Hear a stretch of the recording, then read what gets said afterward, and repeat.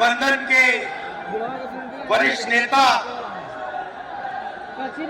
और गठबंधन के प्यारे कार्यकर्ता भाइयों और बहनों,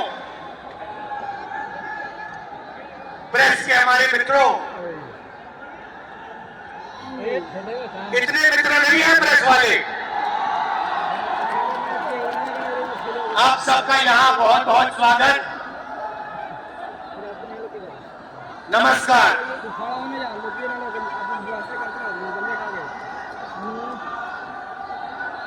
देश में जब भी बदलाव आता है वो बिहार में तूफान शुरू होता है। यहां से तूफान बाकी प्रदेशों में जाता है। ये बिहार जो है देश की राजनीति का नर्व सेंटर है, यहां से ही शुरुआत होती है। आज देश में विचारधारा की लड़ाई है।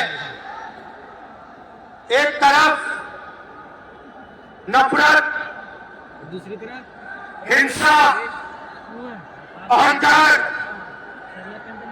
और दूसरी तरफ मोहब्बत, भाईचारा और एक दूसरे की इज्जत। जैसे मैंने यात्रा में कहा, अगर आप गठबंधन को समझना चाहते हो, एक लाइन में समझा जा सकता है, नफरत के बाजार में मोहब्बत की दुकान खोलते हैं आप।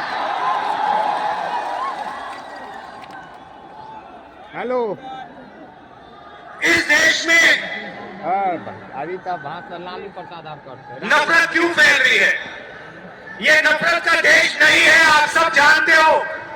आपके दिल में, हिंदुस्तान के नागरिकों के दिल में नफरत नहीं है, मोहब्बत है, प्यार है, एक दूसरे का आदर है। तो सवाल उठता है कि इस देश में नफरत क्यों फैल रही है?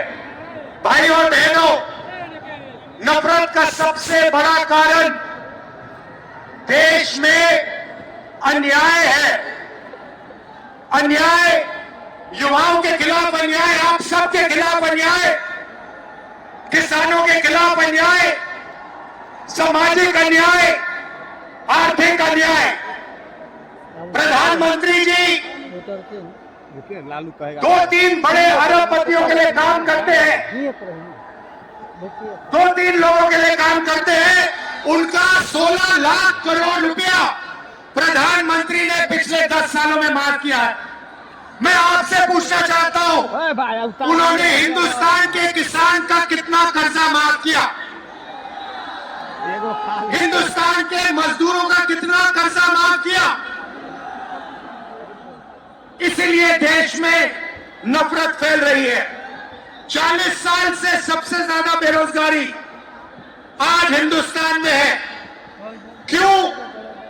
क्योंकि बीजेपी ने छोटे व्यापारियों को, किसानों को, स्मॉल और मीडियम वाले बिजनेसेस को नष्ट कर दिया है। एक तरफ नोटबंदी की, दूसरी तरफ जीएसटी लागू की।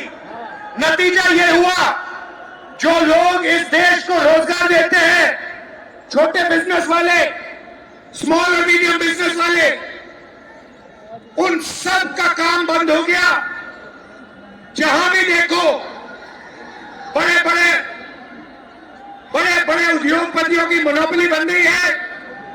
एक उद्योगपति के हाथ में हिंदुस्तान के सारे पोर्ट, एयरपोर्ट, इंफ्रास्ट्रक्चर, डिफेंस की इंडस्ट्री, सारी की सारी नरेंद्र मोदी जी ने एक उद्योगपति को पकड़ा दी।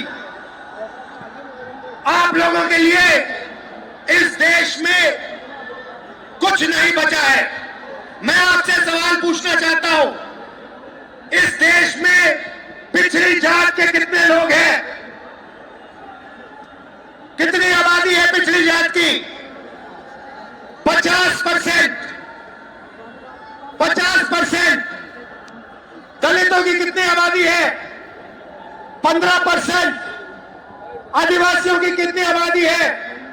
8%। कितनी बनती है भाई? कितनी आती है? 73% अब देखिए 73% में से हिंदुस्तान की सबसे बड़ी कंपनियों में उनकी मालिकों की लिस्ट निकालिए, आपको एक व्यक्ति नहीं मिलेगा 73% वाला।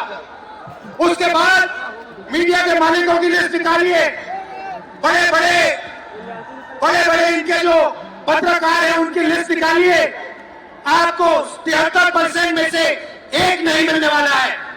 उसके बाद प्राइवेट अस्पतालों के मालिकों की लिस्ट निकालिए, स्कूल और कॉलेज जो चलाते हैं, private school, private college, private university, उनकी लिस्ट निकालिए, उधर आपको 73% का कोई नहीं मिलेगा।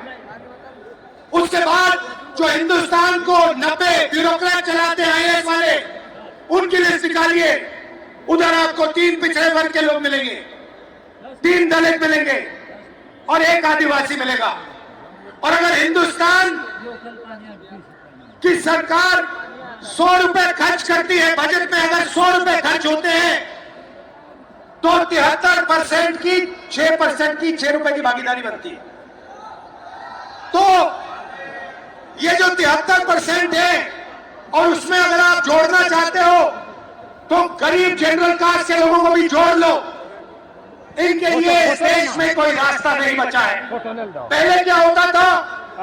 पहले पब्लिक सेक्टर होता था, उसमें गरीबों को रास्ता मिलता था, नौकरी मिल जाती थी, सरकार में रोजगार मिल जाता था, जैसे बिहार में तेजस्वी जी ने किया, जैसे छत्तीसगढ़ में हमने किया, कर्नाटक में, तेलंगाना में हम कर रहे हैं।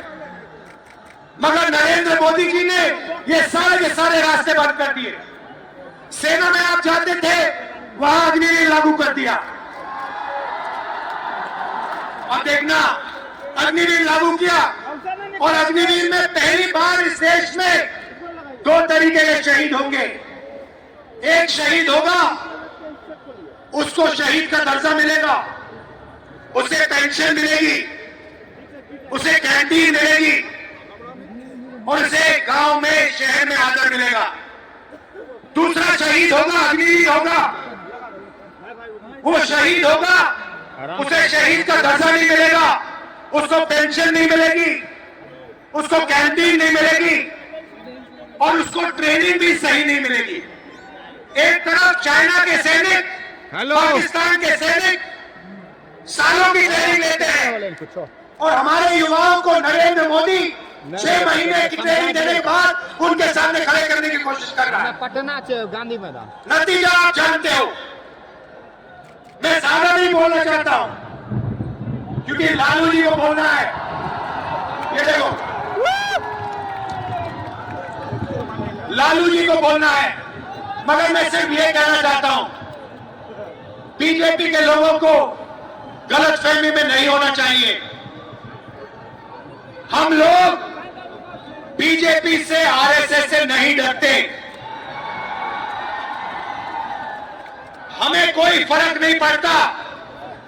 हम देश के लिए लड़ते हैं, हम देश के लिए मरने के लिए तैयार हैं और हम बीजेपी को, आरएसएस को यहां से हटा के इंडिया की सरकार बनाकर दिखाएंगे। आप सबका दिल से बहुत बहुत धन्यवाद। नमस्कार, जय हिंद।